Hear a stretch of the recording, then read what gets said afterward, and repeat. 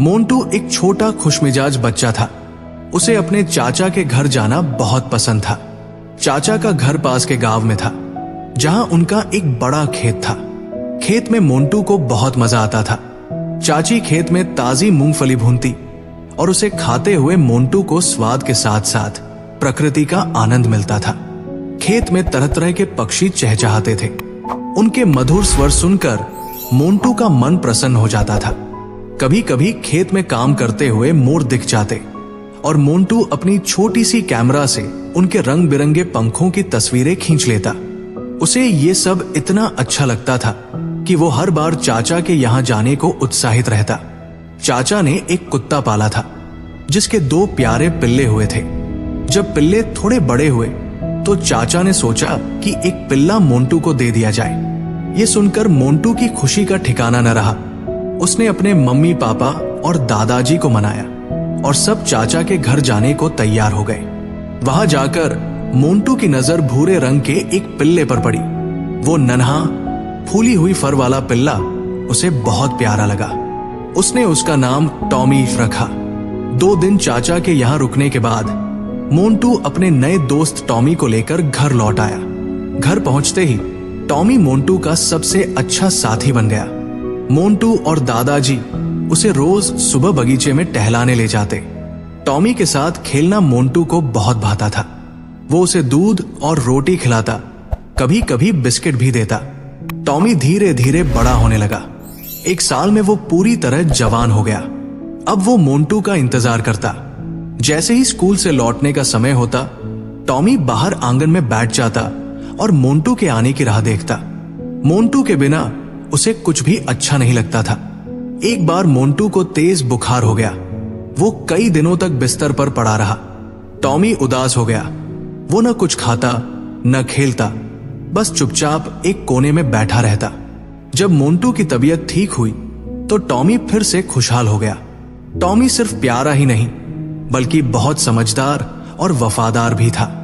वो घर का चौकीदार बन गया। अगर कोई अजनबी घर के पास भी आता तो टॉमी जोर जोर से भौंकने लगता। उसकी सतर्कता से घर वाले हमेशा सुरक्षित महसूस करते थे। लेकिन एक रात उसकी वफादारी की असली परीक्षा हुई। ये सर्दियों की एक ठंडी रात थी। मोंटू का परिवार देर से सोया था।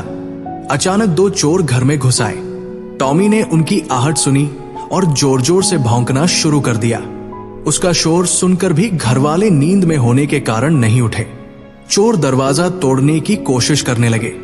टॉमी ने बिना डरे उन पर हमला कर दिया। चोरों ने टॉमी पर चाकू से वार किया। उसका शरीर खून से लथपथ हो गया, लेकिन उसने हार नहीं मानी। उसने एक चोर को काट लिया और उसे घायल कर दिया। टॉमी के भौंकने की आवाज से आसपास के कुत्ते भी जाग गए और शोर मचाने लगे। आखिरकार मोंटू के परिवार और पड़ोसियों की नींद खुली। शोर सुनकर चोर भाग खड़े हुए। टॉमी की बहादुरी से घर की चोरी तो बच गई, लेकिन वो बुरी तरह घायल हो गया था। वो दरवाजे के पास ही गिर पड़ा। मोंटू के रोने की आवाज सुनकर सारा परिवार बाहर आया। सोसाइटी में रहने वाले एक पशु चिकित्सक को तुरंत बुलाया गया।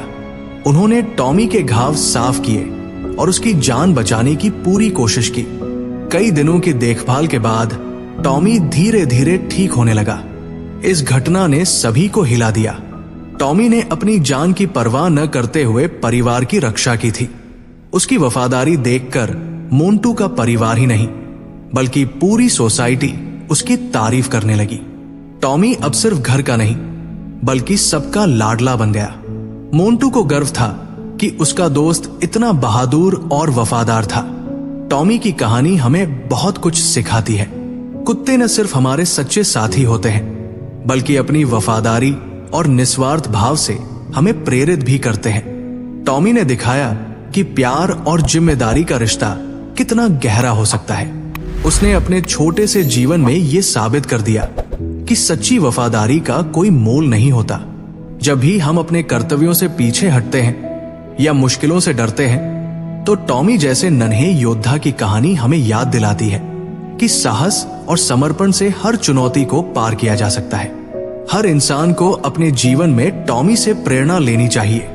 जैसे टॉमी ने मोंटू और उसके परिवार के लिए सब कुछ दांव पर लगा दिया, वैसे ही हमें भी अपने प्रियजनों और जिम्मेदारियों के प्रति वफादार रहना चाहिए। ये कहानी बताती है कि सच्चा प्यार और वफादारी ही जीवन का असली आधार है।